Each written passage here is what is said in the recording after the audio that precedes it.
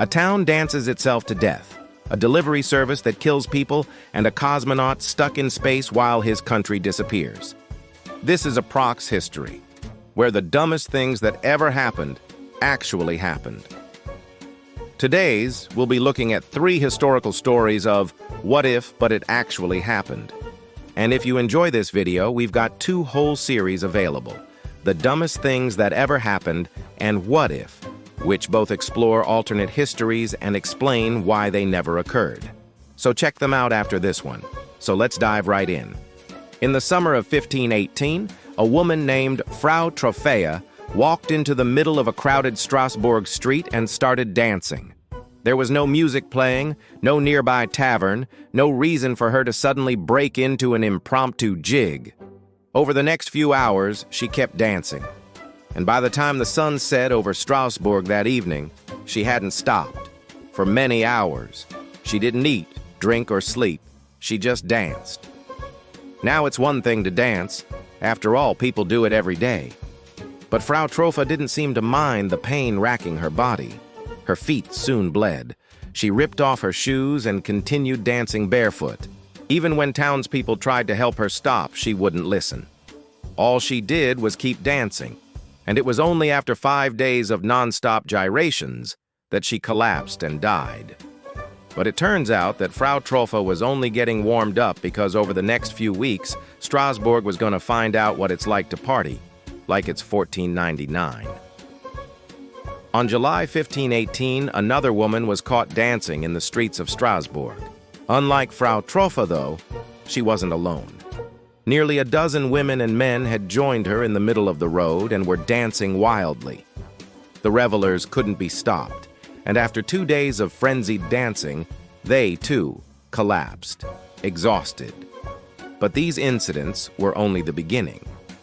By late July, more than 400 Strasbourgers had been dancing for days on end. The citizens of Strasbourg had become the victims of what historians would come to call choreomania, a condition characterized by uncontrollable dancing. To modernize, the events of 1518 look suspiciously like a mass hallucination.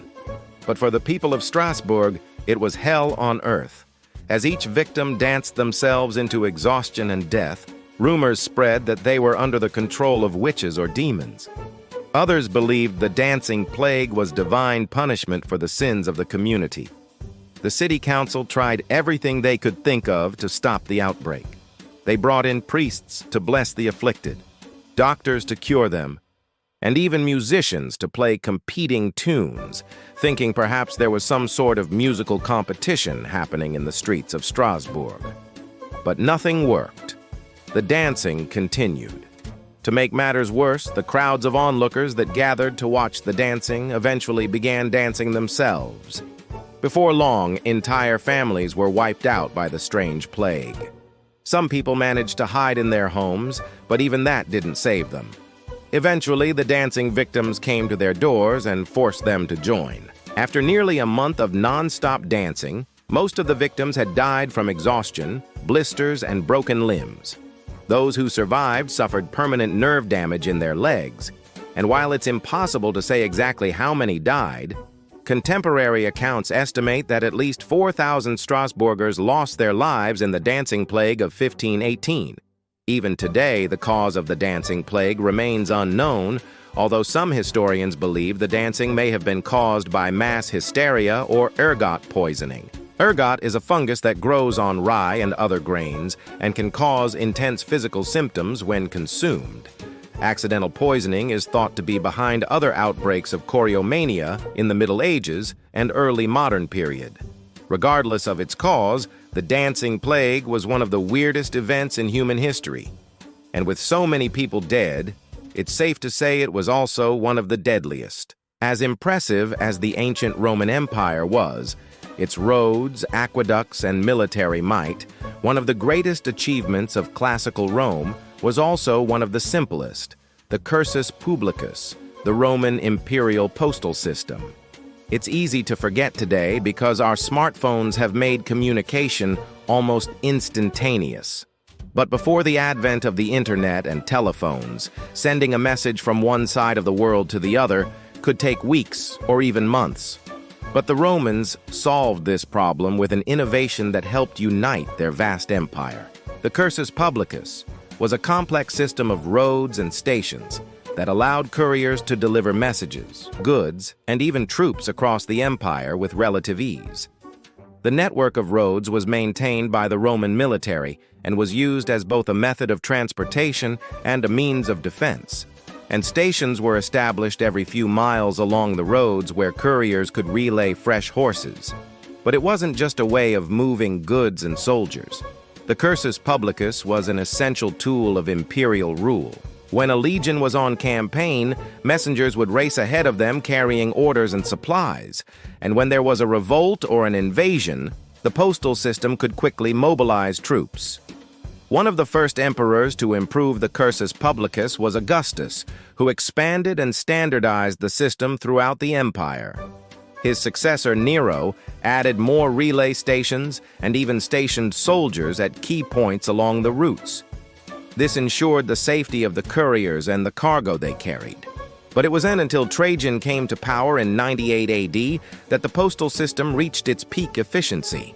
He further improved and expanded the network, making it possible to send a letter from Rome to the farthest reaches of the empire. For centuries, the cursus publicus remained the backbone of the Roman Empire, allowing for the efficient movement of people and goods throughout the vast state. But with the decline of Rome in the 3rd century, the postal system fell into disrepair and communication across the empire became increasingly difficult. Still, the Roman postal system endured for centuries and left a lasting legacy on the world. It inspired similar systems in the medieval period and ultimately led to the development of modern postal services. With a fast and reliable postal system, it's easy to forget just how important it is to a civilization. But the fall of the Roman Empire showed how quickly chaos can ensue when even the most basic infrastructure fails. Cosmonaut Sergei Krikalev had just launched into orbit aboard the Soviet space station Mir when his mission control team informed him that there was a slight problem. Yeah.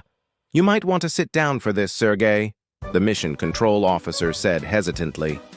"Basically, your country doesn't exist anymore." Krikalev frowned. "What?" he said, assuming he'd misheard. The mission control officer cleared his throat. "You see, while you were up there, the Soviet Union kind of fell apart. The government dissolved. There's a new president. And, well, the USSR is officially no more." Krikalev stared at his computer screen in disbelief. How could this be? Just hours ago, he'd been celebrating the launch with his fellow cosmonauts and waving to cameras held by Soviet cameramen. He was a proud Soviet, and he'd represented his country proudly. But now his country no longer existed. NASA and American Mission Control were just as surprised by the sudden collapse of the Soviet Union as Krikalev. Communication between Moscow and Houston was cut off, and for a few tense minutes, nobody knew what to do. But eventually, the Americans managed to contact Moscow and confirmed that the Soviet leader Mikhail Gorbachev was indeed the new president of Russia. And so Krikalev found himself in an even trickier situation. His home country was gone, and he was now in orbit representing a country that had yet to fully form. Krikalev's situation was unprecedented. Not only was he stranded in space, but he was essentially a diplomatic hostage of the rapidly changing political situation on Earth. For the next few days, he continued his mission aboard Mir and conducted experiments and made observations as normal. But he couldn't shake the feeling that something was deeply wrong. He was living in the past while the rest of the world raced into the future. When Krikalev finally returned to Earth in March 1992, he was greeted by reporters and photographers who wanted to know all about his experience in space during such a turbulent time in history. But Krikalev was reluctant to talk about the ordeal. "I don't think anything unusual happened," he told one reporter. "I flew into outer space, did my work, and returned home. It's just that at that particular time, there was a lot of fuss going on Earth." But not everyone was so nonchalant about Krikalev's experience. Many saw his story as a metaphor for the larger changes taking place in Russia and the former Soviet republics. For many, Krikalev became a symbol of the old Soviet era and the struggle to adapt to a rapidly changing world. Despite the difficulties he faced, Krikalev went on to have a successful career as a cosmonaut. He flew into space twice more and became one of the most experienced astronauts in the world. But he never forgot his experience as the last Soviet cosmonaut and the strange situation he found himself in when his country disappeared. For a few brief moments in 1991, the world changed in ways that nobody could have predicted, and one lucky cosmonaut found himself in the middle of it all. So there you have it. From dancing plagues and male empires to cosmonauts and collapsing countries, we've seen 3 examples of what happens when history goes off the rails. So remember, if you're ever in Strasbourg, don't step on any cracks in the sidewalk. Deliveries can be dangerous, especially when Genghis Khan is in charge. And if you ever find yourself in space with nothing but a toothbrush and a one-way ticket to Earth, double-check the expiration date on your passport. Follow a prox history, where history never makes sense, but always makes fun.